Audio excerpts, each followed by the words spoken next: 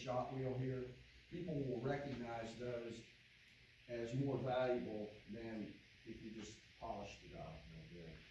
But this clock came out of the William Wrigley family. It was in their archives. They have a museum somewhere, and they deaccessioned this clock, and it was recently sold at auction. And my friend bought it and restored it. And in the month, you know, we've only up to this date seen one of these clocks. He's able to buy two of them in the span of a month. And both of these clocks were made in 1925. This one has the engraved dial, and then you have the special dial. That costs a little more. And then the next option is what they call the special grand, where you have this fancy center that's pierced.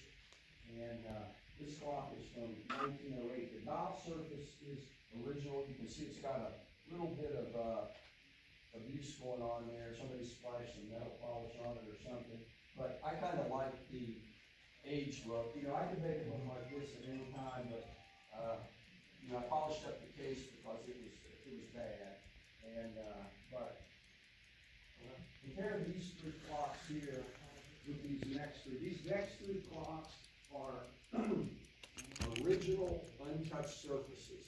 Like this clock right here is 1906. It's called old brass finish. It's not the high polish. You can get old brass, which is a subdued finish. And this one, 1906, it's got its original factory lacquer on it. The dial is untouched. It's just a remarkable clock to be untouched. You very rarely see these clocks. They usually need some level of restoration. This clock is from 1913, and the finish on this is called green bronze or verde. And the interesting thing about this clock, if you notice the center on this clock is a little smaller than the center on that. All the 12-inch basin balls I've seen in Special Grand have that big center. Up until about a week ago, this was the only known example of this with the small center.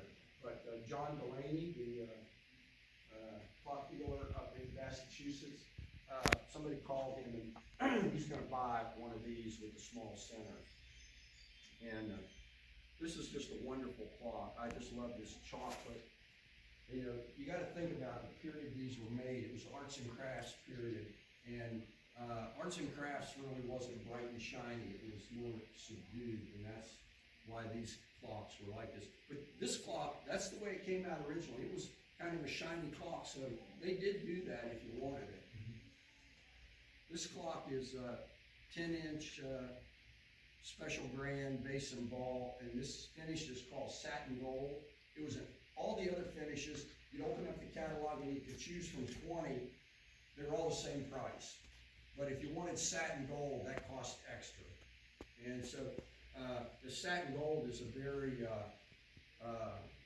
fragile finish if you get metal polish on it. It's kind of got a satin surface. It's got some little nooks and crannies there where metal polish can get in. It's hard to get something off if you put it on there. And this one has kind of like a green gold look to it. You know, you can get gold in different colors. And this one has kind of a green look that harmonizes with the center. If you look at this little small basin ball over here, it's got the same finish, satin gold, but you can see it has a more yellow cast to it than this green one. And this clock was made in 1922, the 25th year of Chelsea clock. And if you look at the dial, it has a special grand feature, but the whole dial is silver. And that's an original surface on the dial. But you can see most of the special grands had a contrasting center in the middle.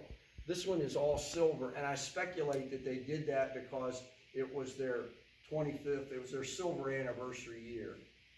And Chelsea made a clock in 1997, kind of based on this. They called it the Centennial Clock, and it has a special grand feature. They stopped making these special grand dial clocks in the 20s, and they revived it in 1997 and made that anniversary clock. And they, you know, it's supposed to be the anniversary clock for 1997.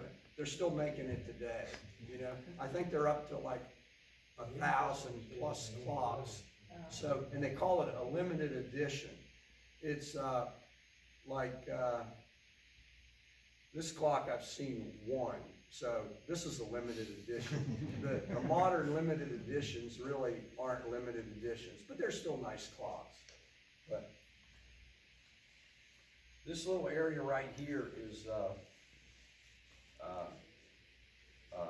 desk set clocks. And Chelsea, always had nautical background, so barometers went with clocks. But if you buy a loose barometer from Chelsea, you probably find one barometer for every 100 clocks. Not everybody bought a barometer, but when you bought a desk set, you got it because they bolted it on there. And this is the largest size, 8.5 inch. And this one's unusual because it has marine flanges on it. All the desk sets you see have this smaller bezel with a bevel glass and a bubble back. This one, if you look at it, these top pieces look exactly like marine clocks. Now they are finished on the back, but this is the only known example in this size with marine flanges. 1915, that's 1915. This is the smallest size, 2 3/4 inch dial, 1928. This one's fully restored.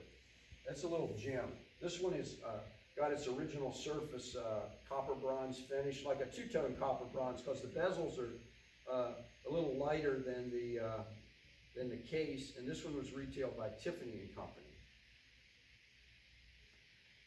Now this next table here has clocks that you might not recognize as Chelsea clocks, but they all are. And this chronometer, did you know that Chelsea made chronometers? This is it's got a time-only full-size marine movement in there with a whiplash regulator on it. They upgraded it a little bit, but it's in a box. And you might say, oh, somebody just put that movement in there. That's not a Chelsea.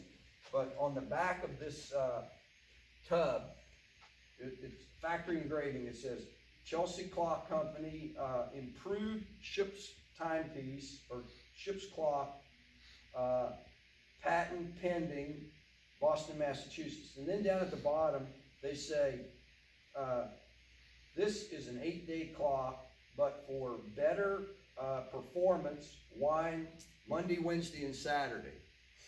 And that's a smart thing to do, because most ship's chronometers run for 56 hours.